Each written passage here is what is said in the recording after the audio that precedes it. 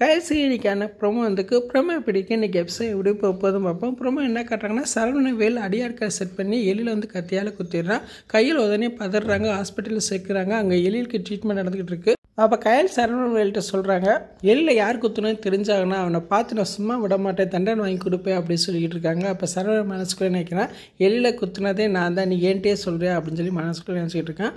அங்கிட்டு பார்த்தா தர்மலிங்க சரணவேல் அம்மாட்ட பெரிய பிரச்சனை பண்ணிக்கிட்டு இருக்கான். உன் மகன் கையில் எலையும் ஊரை சுற்றி காட்டுறேன்னு சொல்லி கூப்பிட்டு போனான், இன்னி வரலும் கூப்பிட்டு வரல, உன் மகன் எங்கே அப்படின்னு சொல்லி அங்கே வாக்குவாதம் பண்ணிக்கிட்டு இருக்காரு. அவன் இங்கே வரல அப்படின்னு அவங்களும் சொல்லிக்கிட்டு இருக்காங்க.